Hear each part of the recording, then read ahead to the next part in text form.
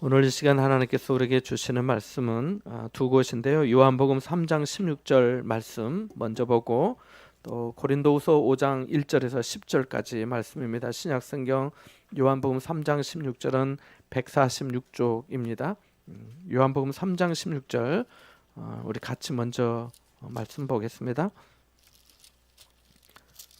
같이 말씀 읽습니다. 하나님이 세상을 이처럼 사랑하사 독생자를 주셨으니 이는 그를 믿는 자마다 멸망하지 않고 영생을 얻게 하려 하심이라. 아멘. 고린도후서 5장 1절에서 10절까지 말씀 함께 봅니다.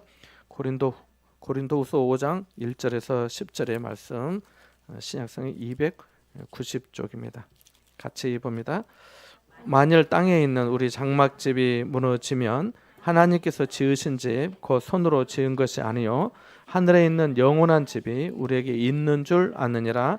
참으로 우리가 여기 있어 탄식하며 하늘로부터 오는 우리 처소로 덧입기를 간절히 사모하노라. 이렇게 입으면 우리가 벗은 자들로 발견되지 않으려 함이라. 참으로 이 장막이 있는 우리가 짐진 것 같이 탄식하는 것은 복고자 함이 아니요 오히려 덧 입고자 함이니 죽을 것이 생명의 삼킨 바 되게 하려 함이라. 보증으로 성령을 우리에게 주신 이는 하나님이시니라. 그러므로 우리가 항상 담대하여 몸으로 있을 때에는 따로 있는 줄을 아노니 이는 우리가 믿음으로 행하고 보는 것으로 행하지 아니함이로라. 우리가 담대하여 원하는 바는 차라리 몸을 떠나 주와 함께 있는 그것이라. 그런즉 우리는 몸으로 있든지 떠나든지 주를 기쁘시게 하는 자가 되기를 힘쓰노라. 이는 우리가 다 반드시 그리스도의 심판대 앞에 나타나게 되어 각각 선악간에 그 몸으로 행한 것을 따라 받으려 함이라. 아멘. 지난 주일 예배 시간에 고린도전서 7장 1절에서 4절의 말씀으로 모든 사람의 끝이 이와 같다는 제목의 말씀을 드렸습니다. 죽음은 모든 사람이 겪는 필연적인 사건입니다. 히브리서 9장 27절에 한 번 죽는 것은 사람에게 정해진 것이라는 말씀 그대로이지요. 하나님께서 부르시면 피할 수 없고 미룰 수도 없습니다. 그래서 우리는 야고보 사도의 말대로 내일 일을 자랑할 수 없습니다. 예수님의 말씀대로 내일 일을 위하여 너무 염려하며 살지 말아야 합니다. 왜냐하면 한날의 괴로움만으로도 족하기 때문입니다. 오늘 하루의 삶만으로도 힘겨운데 내일 일까지 염려하고 또 불안해하고 두려움에 빠져 있다면 그건 대단히 안타깝기 때문입니다. 성경에서 죽음을 처음으로 두려워했던 사람은 누구일까요? 하나님께서 에덴 동산에서 아담과 하와에게 모든 나무의 열매를 먹되 다만 동산 중앙에 있는 선악을 알게 하는 나무의 열매는 먹지 말라. 먹는 날에는 반드시 죽으리라고 하셨습니다. 그러나 그들이 어떻게 했습니까? 하나님의 그 명령을 지켰습니까? 마귀 사단 뱀의 유혹을 받아 하와가 먼저 그 열매를 따먹고 그 남편 아담에게도 주었더니 또 아담도 먹었습니다. 그들은 이제 하나님의 명령을 어겼기 때문에 죽을 수밖에 없었습니다. 어떤 사람들은 왜 하나님이 선악과를 동산 중앙에 두셔서 아담과 하와가 미혹을 받아 따먹게 하셨냐고 의문을 제기하기도 합니다. 아예 처음부터 그것을 거기 두지 않으셨으면 그런 일도 없지 않았겠냐고 말하기도 합니다. 하나님 탓으로 돌리는 거지요. 근데 또 생각해 보면요, 아담도 그랬습니다. 하나님이 주신 여자가 줘서 내가 먹었습니다. 하나님이 주신 여자가 줘서 내가 먹었습니다. 뒤집으면 하나님이 그 여자 내게 안 주셨으면 내가 안 먹었을 수 있잖아요. 이런 말 아닌가요? 사람의 입장에서 보면 그렇게 생각할 수도 있습니다. 그러나 다시 생각해 보십시오. 그것을 거기 두신 것은 그것을 통해 창조주 하나님, 생명의 하나님, 하나님은 하나님이시고 사람은 하나님에게 지음받은 피조물임을 알도록 하시기 위함입니다. 하나님은 영이시기에 보이지 않는데 보이지 않는 대신 하나님의 존재를 생각할 수 있도록 가시적인 상징을 두셨던 겁니다. 아담과 하와가 선악을 알게 하는 나무를 볼 때마다 이 나무는 하나님이 먹지 말라 하신 거야 하면서 하나님을 의식할 수 있도록 하신 겁니다. 의식이 말과 습관을 지배한다고 합니다. 그런데 그 기초가 흔들릴 때 우리가 시험에 들게 되고 넘어지게 됩니다. 하와가 마귀 뱀에게 유혹을 받는 과정이 그렇습니다. 뱀이 하와에게 네가 먹어도 결코 죽지 않을 것이야. 네가 먹는 날에는 너희 눈이 밝아져서 하나님과 같이 될 것이야. 하나님과 같이 되어서 선악을 알 줄을 하나님이 아시기 때문에 너희가 먹지 못하게 하신 거야. 이건 특별히 너에게만 내가 알려주는 거야. 이제 너의 자유의지와 용기를 보여줘. 너는 괜찮을 거야. 너희가 하나님과 같이 된다니까. 이보다 더 짜릿한 일이 있겠어? 라고 하니까 손을 뻗어서 선악과를 따먹은 거 아닙니까? 아담과 하와는 하나님께 지음을 받은 첫 사람들이었기 때문에 하나님께서 너희가 그것을 먹는 날에는 반드시 죽으리라고 말씀하셨지만 죽음의 실상을 알지 못했습니다.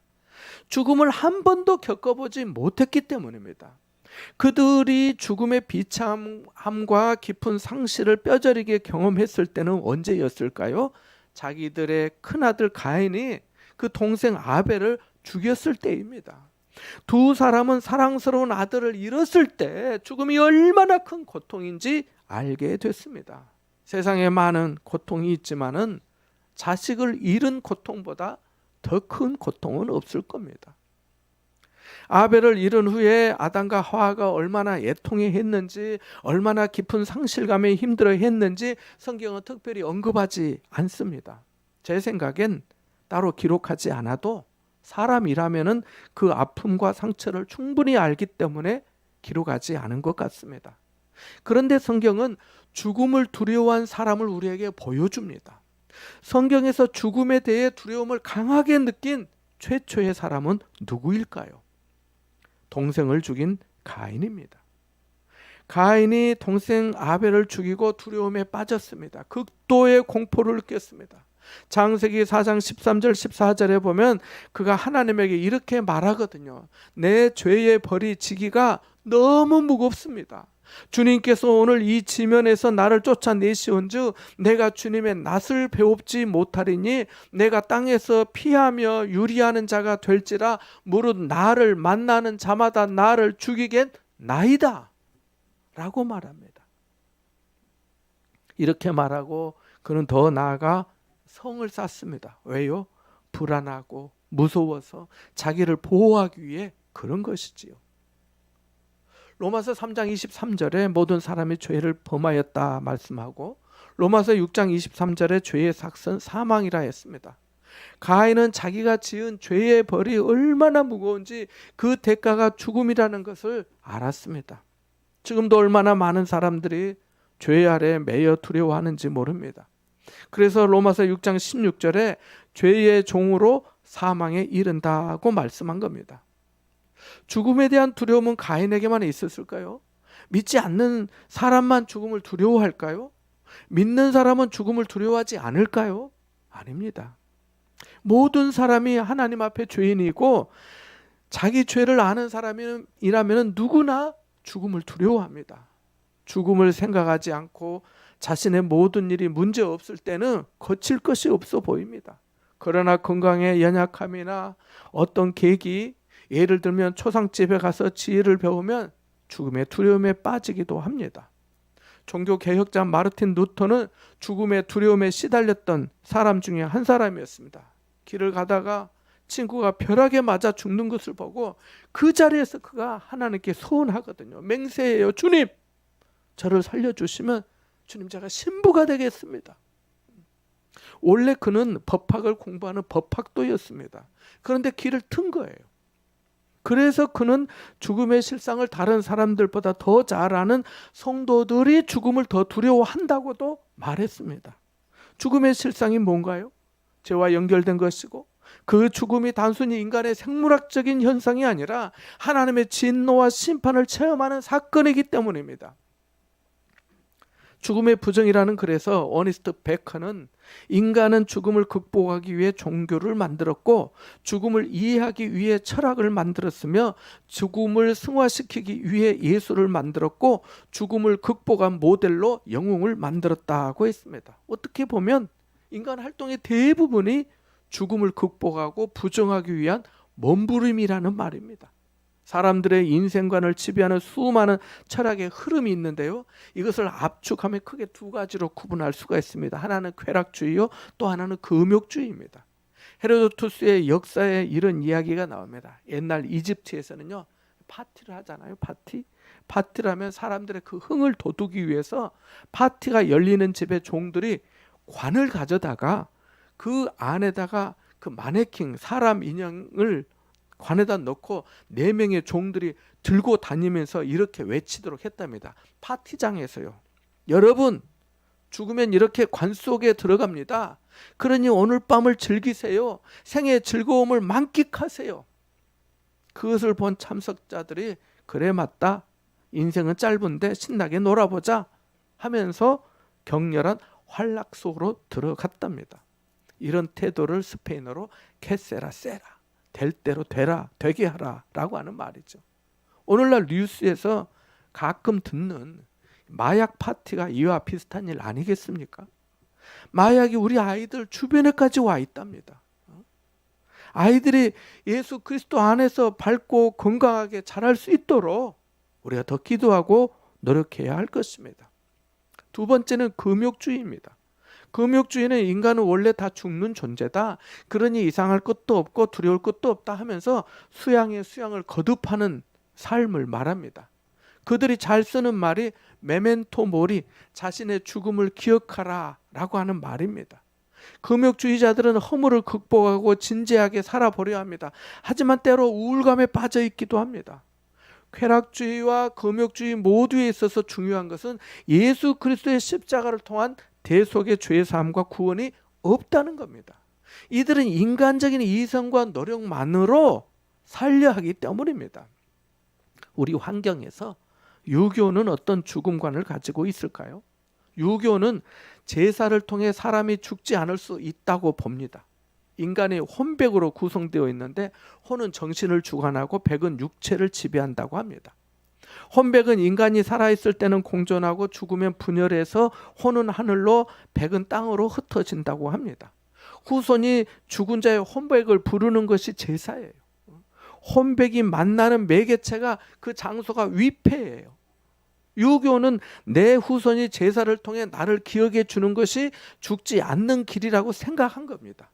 자기는 죽지만 자손이 대를 이음으로써 내 육체가 영원할 수 있다고 믿은 거예요. 그래서 제사를 중시합니다. 그런데요, 이 제사도 4대만 지나면 끝납니다. 더 이상 나를 기억해 주지 않는 거죠. 아마 여러분 중에도 4대 위 조상을 기억하시는 분은 없을 겁니다. 우리 이름과 존재는 오직 하나님만이 기억해 주시고 생명책에 기록해 주시는 분이십니다.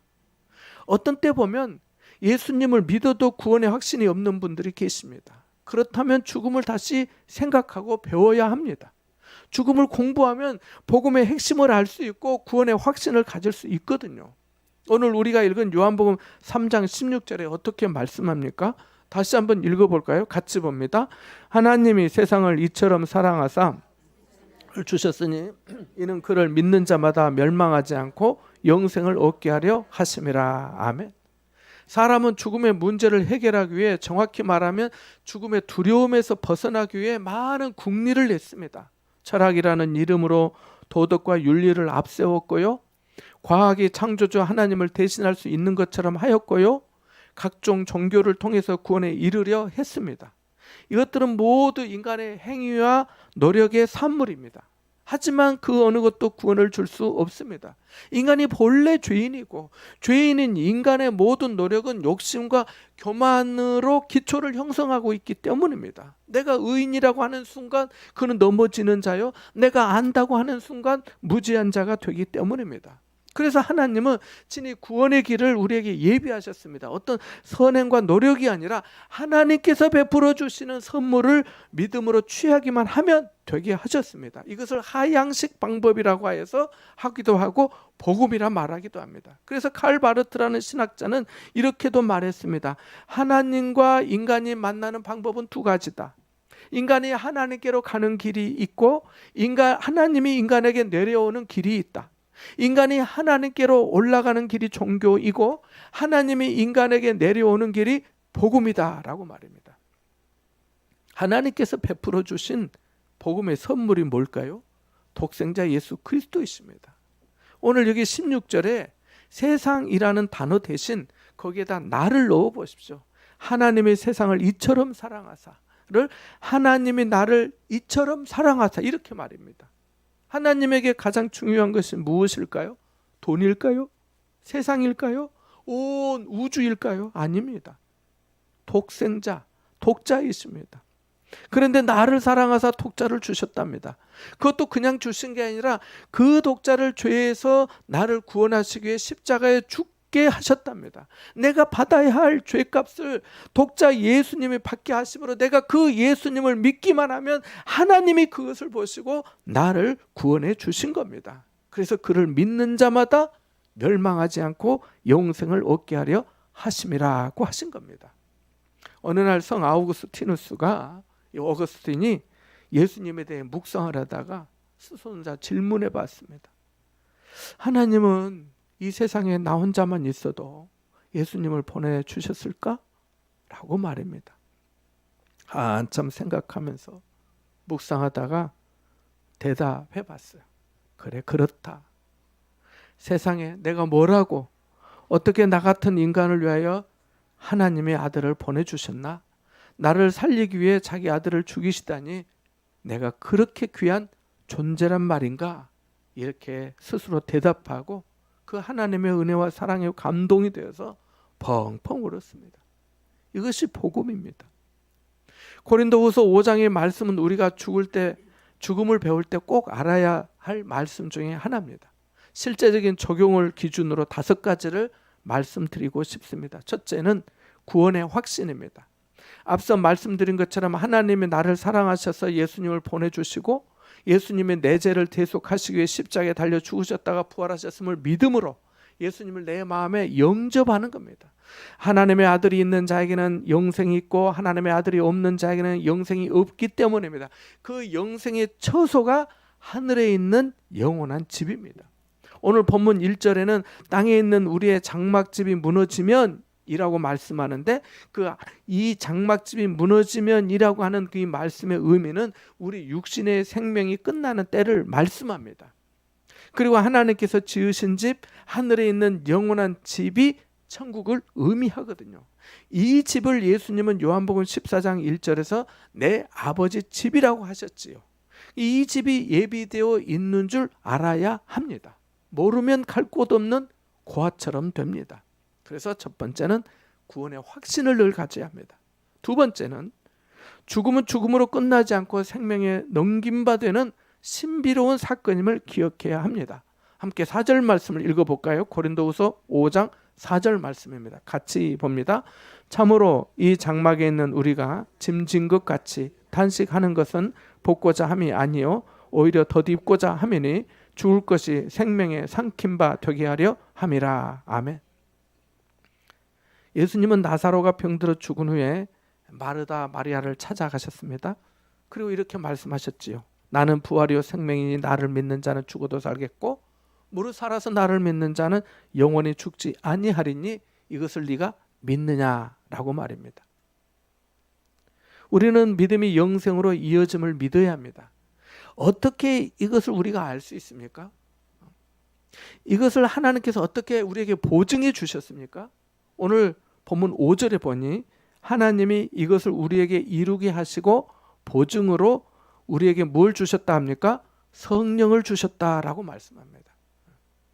성령께서 이 모든 것들을 우리에게 보증해 주시고 믿게 해 주시고 알게 해 주신 것이죠.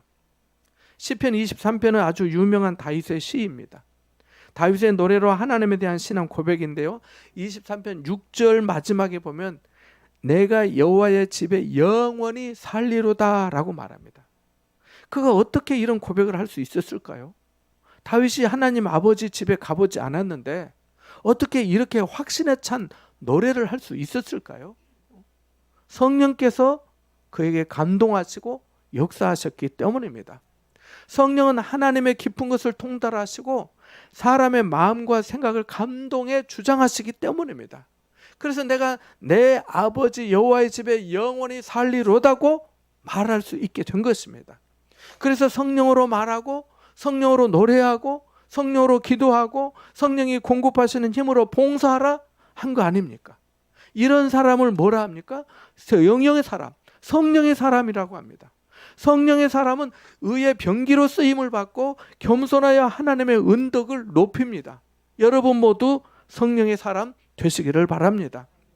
마가복음 5장에 보면 사람들이 예수님을 어느 소녀가 죽은 방으로 모시고 갑니다. 다들 슬퍼서 우는데 예수님은 차분히 앉아서 그 아이의 손을 잡으십니다. 목격자의 진술 속에 예수님께서 실제로 아이에게 아람어로 하신 말씀이 보존되어 있는데요, 예수님이 소녀에게 달리다굼이라고 하십니다.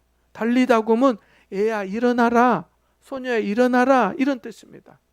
예수님의 말씀에 소녀가 정말 일어났습니다. 예수님이 소녀에게 하신 달리다굼은 평상시 그 평범한 아침에 부모들이 우리 자녀들을 깨우면서 하는 말입니다. 예, 달리다굼 그 말씀이에요. 예수님께서 죽음 저편의 소녀의 손을 잡아 일으키시면서 이렇게 말씀하신 셈입니다. 내가 네 손을 잡으면 네가 은혜 안에서 믿음으로 나를 알면 아무것도 너를 해칠 수 없다. 심지어 죽음이 닥쳐와도 그 간밤의 단잠에서 깨어나는 것과 같다. 내 손에 붙들려 있다면 너는 죽는다 해도 도리어 지금보다 더 나아질 뿐이다. 아무것도 너를 해칠 수 없다. 그러니 안심하라 라고 하는 말씀이나 마찬가지입니다. C.S. 루이스는 순전한 기독교에서 장차 그분은 우리 가운데 가장 연약하고 부정한 이들까지도 찬란하게 빛나는 불멸의 존재로 변화시키신다. 그때 우리는 지금으로서는 상상할 수도 없는 활력과 기쁨과 지혜와 사랑으로 끝없이 박동할 것이며 반들반들 흠이 없는 거울처럼 하나님의 무한한 능력과 기쁨과 선하심을 그분께로 온전히 도로 반사할 것이다. 우리에게 예비된 미래가 자그마치 그 정도다 라고 말했습니다. 믿음은 내가 하나님의 자녀가 되며 영원한 생명을 얻는 통도입니다. 믿음이 있어야 하나님의 은혜가 나에게서 작동됩니다. 믿음을 가질 때의 모든 약속이 내 것이 됩니다. 성경이 나를 위한 것이 되고 십자가가 나를 위한 사건이 되며 예수님의 부활이 내 부활의 예표가 되고 하늘 나라가 내 집이 되는 것입니다. 믿음은 우리를 구원에 이르게 하고 영원한 생명을 얻게 합니다. 하늘과 땅을 연결시키는 것이 믿음입니다. 셋째로 보이는 것보다 믿음으로 행하길 힘써야겠습니다. 7절에 어떻게 말씀합니까? 우리가 믿음으로 행하고 보는 것으로 행하지 아니함이로라 하고 말합니다. 많은 사람이 보는 것에 익숙해져 있습니다. 더 잘 보기 위해 안경의 도수를 맞추기도 합니다. 그러나 전도서 1장 8절의 말씀처럼 눈은 보아도 족함이 없고 귀는 들어도 가득 차지 아니하는 것이 인생입니다. 그러면 어떻게 해야겠습니까? 보는 것보다 믿음으로 행하는 것이 복된 것임을 알아야 합니다. 여호수아와 갈렙은 같이 정탐에 나갔던 10명의 족장들이 보는 것으로 판단하여 보고할 때 그들과 달리 믿음으로 행했지 않습니까? 눈으로 본 것은 거인 같은 사람들이었지만 하나님께서 함께 하시면 반드시 승리할 수 있다는 믿음이 더욱 컸던 것입니다. 믿음이 눈으로 본 것을 이깁니다. 믿음으로 행할 때 눈으로 본 것도 귀로 듣는 것도 바르게 해석할 수 있습니다. 그래서 예수님이 믿고 따르는 제자들에게 하나님의 나라의 비밀을 아는 것이 너희에게는 허락되었다라고 제자들에게 말씀하신 겁니다. 우리가 믿음으로 기도합니다. 믿음으로 봉사합니다. 믿음으로 말씀 봅니다. 믿음으로 전도합니다. 믿음으로 인내합니다. 믿음으로 선교합니다. 믿음이 세상을 이기고 믿음이 마귀를 물리칩니다. 믿음이 나를 새롭게 합니다. 믿음이 자라야 합니다. 자라게 도와달라고 기도하면서 성경 말씀을 더욱 가까이 하십시오. 그리할 때 보이는 것이 아니라 믿음으로 행하는 사람이 되고 여러분이 믿음의 담력을 얻게 될 줄 믿습니다. 넷째로 사나 죽으나 주님을 기쁘시게 하는 자 되기를 힘써야겠습니다. 9절에 어떻게 말씀합니까? 우리 9절 말씀 한번 읽어보겠습니다. 같이 봅니다.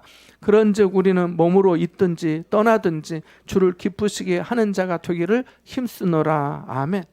여기 몸으로 있든지는 세상에 있는 지금을 말합니다. 떠나든지는 육신의 장막집이 무너질 때 죽을 때를 말합니다. 한 믿음 좋은 선교사님이 선교지로 가는 배를 탔습니다.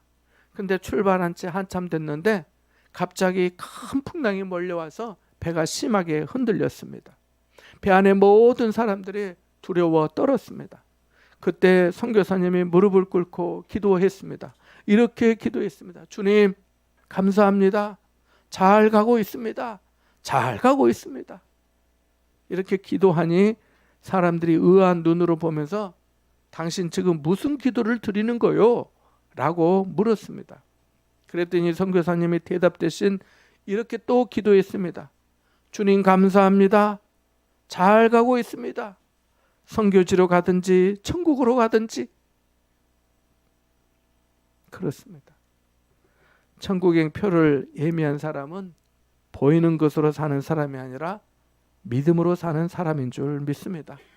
아무리 거친 인생의 풍랑 속에서도 잘 가고 있는 사람인 줄 믿으시기 바랍니다.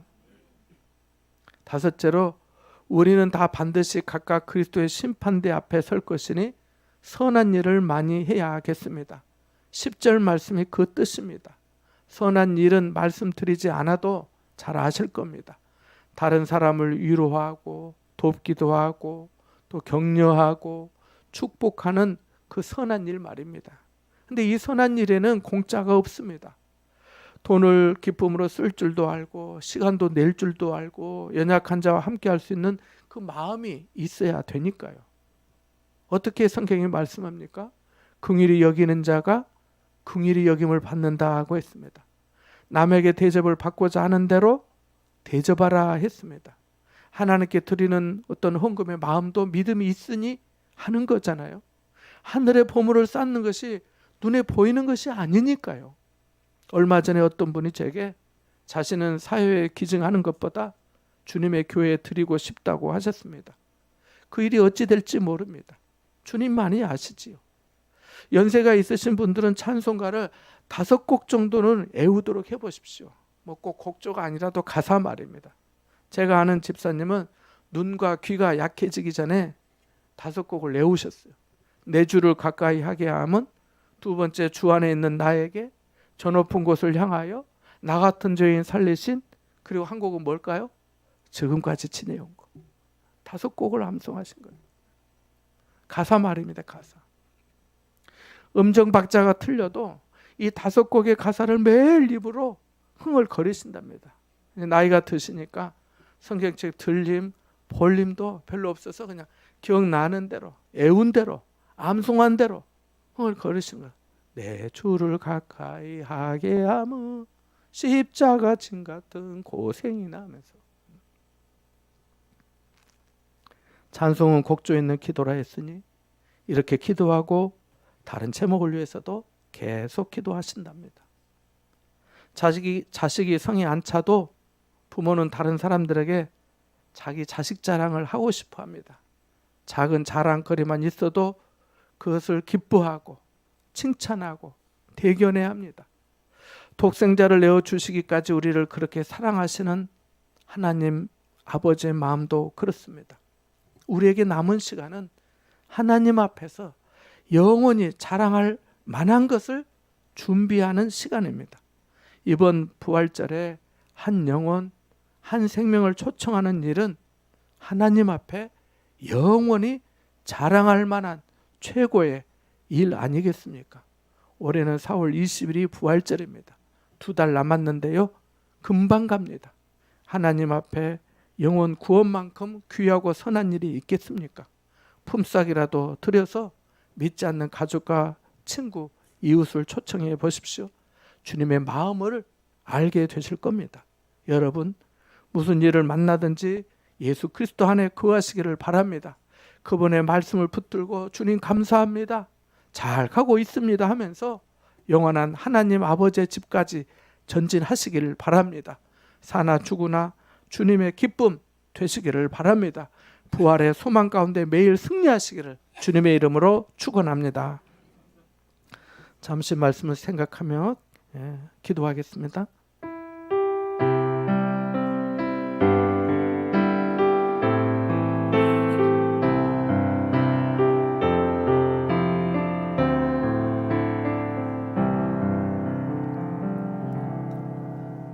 살아계셔서 우리 걸음을 인도하시는 하나님 아버지, 독생자를 내어 주시기까지 사랑하시는 하나님의 사랑과 은혜를 더욱 알게 하시고, 육신의 장막집이 무너질 때 하나님께서 우리를 위해 예비하신 영원한 집이 있는 줄 알게 하시고, 버는 것보다 믿음으로 행하는 삶이 되게 하여 주옵소서.